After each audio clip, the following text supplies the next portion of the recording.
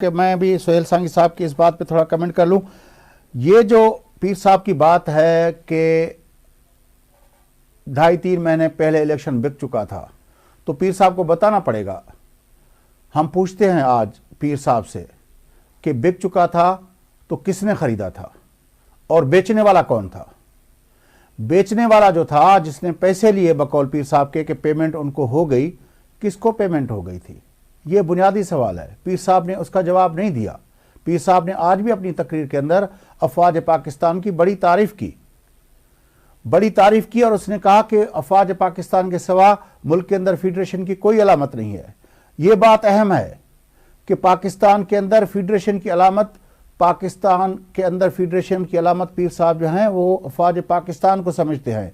पाकिस्तान की पार्लियामेंट को फेडरेशन की अलामत नहीं समझते, पाकिस्तान के आइन को पाकिस्तान की फेडरेशन की अलामत नहीं समझते। ये बात पीर साहब ने आज कही है।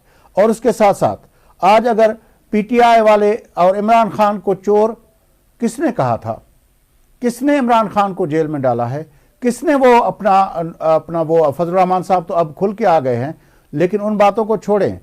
अगर इस वक्त इमरान खान का टकराव चल रहा है तो वो किसके साथ चल रहा है?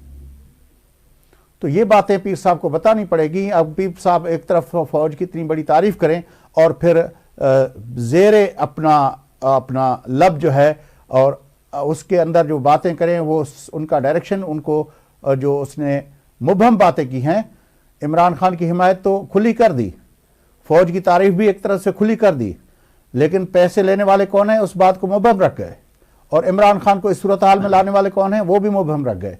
ये दो सवाल पीर साहब की तरफ बनते हैं और मेरे ख्याल में पीर साहब को उनका जवाब देना पड़ेगा।